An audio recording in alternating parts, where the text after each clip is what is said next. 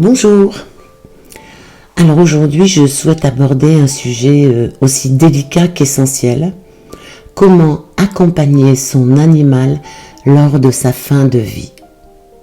Que ce soit un chien, un chat ou n'importe quel compagnon. Vivre cette étape est chargé d'émotions, tant pour vous que pour lui. Que faire pour l'aider sereinement et rendre ce passage le plus doux possible? Voici quelques clés pour vivre ce moment avec présence et avec amour. Alors la première clé est de reconnaître les signes et accepter l'étape à vivre. Un animal qui vieillit ou qui lutte contre une maladie grave présente des signes de fatigue, de changement dans l'appétit ou dans le comportement. Accepter le diagnostic vétérinaire, c'est déjà lui rendre hommage, car chaque instant compte.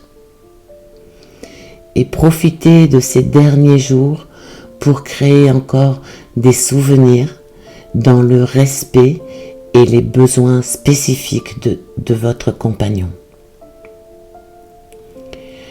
La seconde clé, c'est d'adapter l'environnement et de créer du confort. Effectivement, dans ces moments-là, on va avoir besoin d'aménager un espace calme et propre, et ça c'est primordial. Gardez votre animal auprès de vous, entourez-le de ses objets et d'odeurs familières. Évitez les sollicitations trop intenses, mais offrez-lui câlin et présence selon ce qu'il recherche. Parfois il va s'isoler, parfois il a besoin de réconfort. Rester à l'écoute de ses besoins fluctuants est un des plus beaux cadeaux que vous puissiez lui faire. La troisième clé est d'apaiser les douleurs et de maintenir la dignité. Grâce à la médecine vétérinaire, il est possible de soulager les douleurs physiques. On peut gérer la douleur, on peut gérer la nourriture adaptée, on peut gérer l'aide au déplacement, qui sont autant d'actions qui témoignent de votre amour. Si c'est dans une période chaude, pensez à le rafraîchir. N'oubliez pas de le caresser doucement, surtout s'il est en souffrance. Assurez-lui une nuit paisible, même si les repas sont plus rares.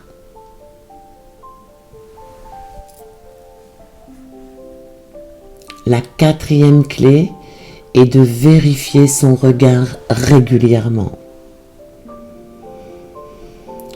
Souvent, je reçois des demandes de communication pour des animaux en fin de vie où le gardien me demande si c'est l'heure de l'euthanasie. Il faut savoir que notre animal, bien souvent, trouve que nous ne sommes pas prêts à le laisser partir. Alors voici un conseil que je donne souvent. Dans le regard de nos compagnons, il y a une petite lueur d'amour, une étincelle de vie qu'ils nous montrent tout au long de ce chemin terrestre parcouru avec nous. Vérifier son regard en fin de vie vous permet de savoir comment il se sent. Lorsque son regard devient vide, à savoir qu'on ne voit plus cette petite étincelle de vie, alors il serait bon de l'accompagner pour son passage. Peut-être pouvez-vous lui parler pour le remercier de tout ce que vous avez vécu, tous les deux, de souvenirs heureux. L'inviter à lâcher prise et l'assurer qu'il sera toujours dans votre cœur.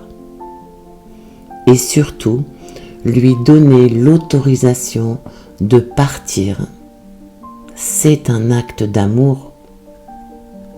Voici la 5e clé. Être présent jusqu'au bout.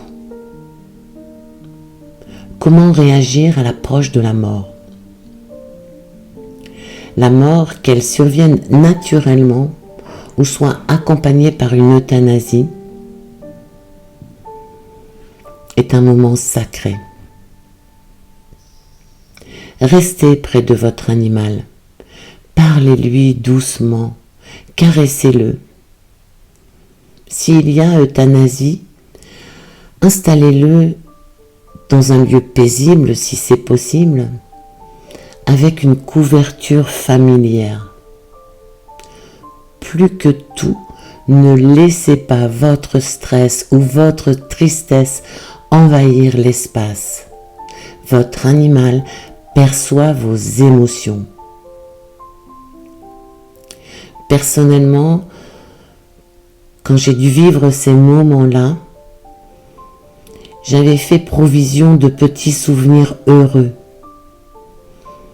Et je me suis connectée à mon animal en le remerciant pour ces moments joyeux, heureux. En faisant cela, nous sommes le garant de sa sérénité au moment du départ. La 6e clé, c'est honorer sa mémoire, vivre le deuil et peut-être créer des rituels. Après le dernier souffle de votre compagnon, le deuil commence. Je dis souvent, je ne fais pas mon deuil, je vis mon deuil. De nombreux rituels existent. Garder une empreinte, conserver une mèche de poils, déposer une urne, écrire un texte souvenir ou créer un bijou hommage. Honorer son passage par des gestes symboliques vous aide à vivre cette perte, à respecter sa mémoire et à transformer la douleur en hommage. Voilà. En conclusion, je dirais que chacun vit la perte différemment et le chagrin est à la hauteur de l'amour que nous avons partagé. Accordez-vous le droit de pleurer. Partagez votre ressenti avec vos proches ou un professionnel. C'est une étape intense, mais aussi le reflet de la profondeur de votre relation avec votre compagnon.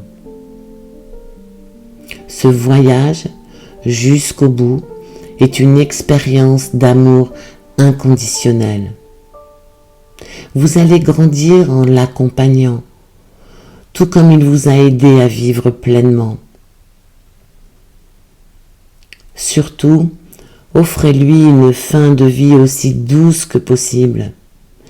Et ensemble, transformez cette douleur en hommage durable à tout ce que vous avez partagé. Voilà, j'espère que ces clés pourront vous aider et je vous dis à la semaine prochaine. Bonne semaine à tous.